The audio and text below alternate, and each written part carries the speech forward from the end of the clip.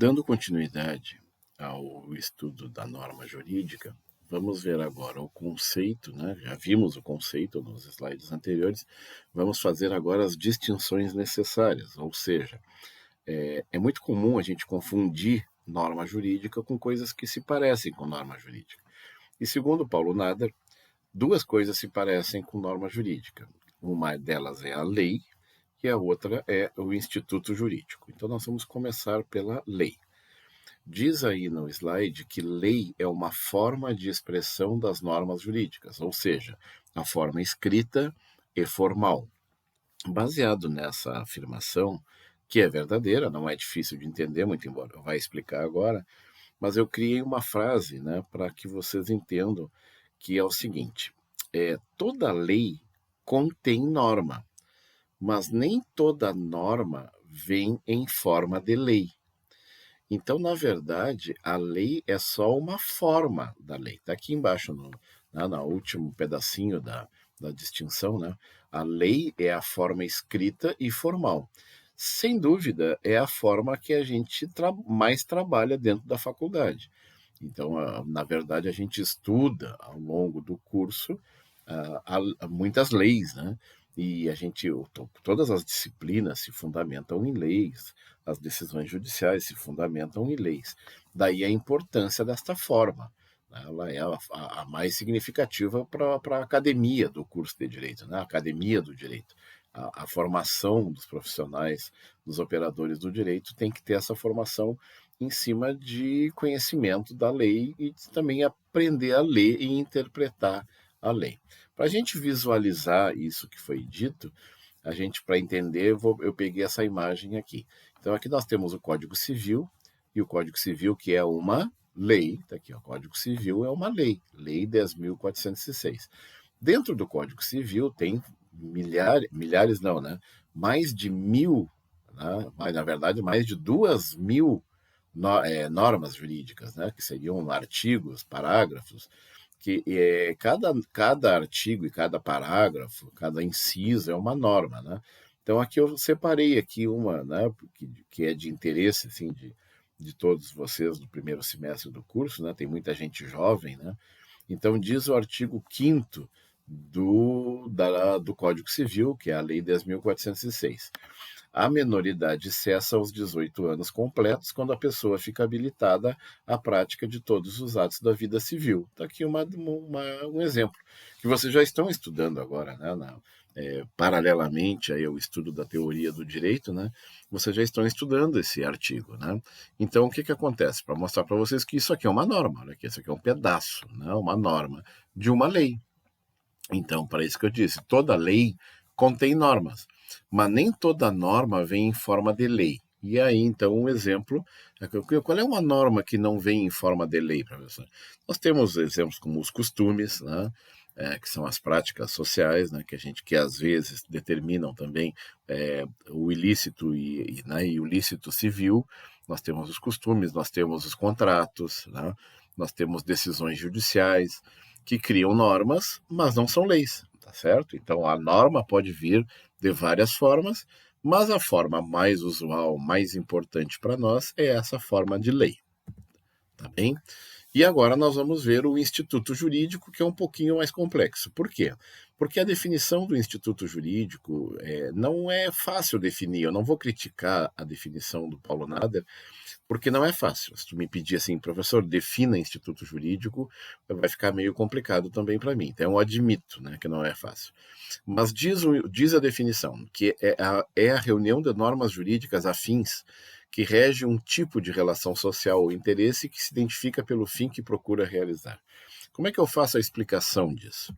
Eu faço a explicação disso citando, por exemplo, aqui, né, no caso dessa imagem, o capítulo, estamos no Código Civil, certo? Só que agora lá no artigo 1618, que é quando começa o capítulo sobre a adoção, tá?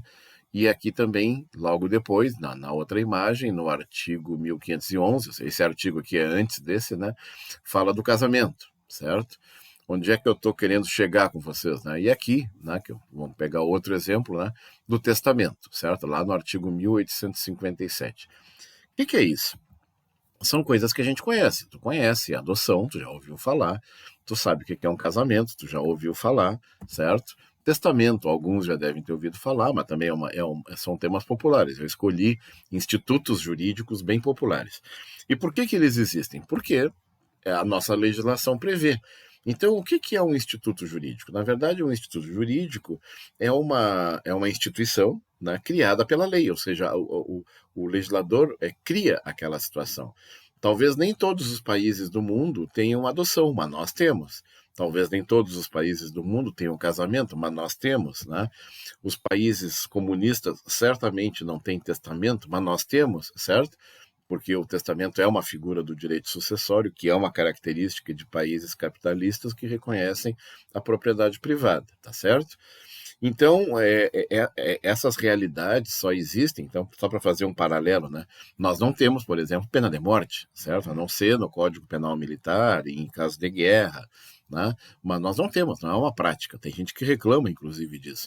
Tem nos Estados Unidos, tem estados que têm pena de morte e outros não têm. Tem estados que regulamentam o aborto e outros proíbem o aborto. Então, percebam que essas realidades só existem porque a legislação reconhece, e a legislação reconhece através das normas. Por isso, então, que se diz que o instituto jurídico é uma reunião de normas que cria aquela realidade que só existe no mundo jurídico. Não é uma realidade que exista no mundo concreto. Como eu digo assim, tu sabe o que é adoção, mas tu cruzou na rua com a adoção? Não, não cruzou. Tu já batesse papo com a adoção, sentasse numa mesa com a adoção e tomasse uma cervejinha? Não, isso não existe, porque a adoção não existe do ponto de vista físico, material. Ela existe como instituição jurídica. E por que ela existe? Porque temos dispositivos legais aqui que regulamentam a adoção. Da mesma forma o casamento e da mesma forma o testamento, como nós já vimos aqui. Então eu fiz um slidezinho para vocês entenderem. Aqui nós temos a adoção, o casamento e o testamento nesse slide aqui, para que vocês entendam que são 3 institutos. E esses institutos pertencem todos ao mesmo ramo do direito. Qual é o ramo do direito nesse caso aqui? É o Código Civil, que acabamos de ver, né? É um ramo do... E se eu botar esses institutos aqui, salário, férias e hora extra, né? Parece elementar, são da CLT, certo? Que é um ramo do direito trabalhista, né? Homicídio, legítima defesa e estelionato. Também vocês já estão tendo contato com essa disciplina, qual é a área, no caso de conhecimento, é o Código Penal, certo? E nós temos aqui IPTU, IPVA e ICMS, que pertencem a um outro ramo, que é o ramo, né, Código Tributário. Então, olha só, as normas criam institutos, os institutos se organizam em ramos, certo? E os ramos se dividem em 2 grandes grupos. Lá em cima, o direito privado, aqui embaixo, o direito público, certo? E esses 2 grandes ramos formam o que a gente chama de ordenamento jurídico nacional ou direito positivo. É isso aí. Então eu mostrei para vocês como é que acontece, né? Então seria nesse quadro que está aqui agora, né? Esses slides seria da direita para a esquerda, ao contrário, né? Então bem na direita que nós teríamos as normas que nós não estamos vendo aí. As normas formam institutos. Os institutos se organizam em ramos. Os ramos se organizam em 2 grandes grupos. E os 2 grandes grupos formam o nosso direito, tá? O nosso direito positivo, que são as leis, no caso, né, que regulamentam toda essa quantidade. Isso aqui é só exemplos, claro, tem muito mais, né? O Código Civil tem muito mais institutos jurídicos, assim como a CLT, o Código Penal e o Código Tributário. Então, instituições jurídicas seriam essas realidades construídas pelas normas jurídicas, ou seja, pela previsão normativa, e que criam essas coisas que só existem no mundo do direito. Ou, se quiser dizer também, né, no nosso vocabulário do juridiquês. Tá bem? Vamos fazer mais uma pausa no vídeo para ele não ficar muito longo.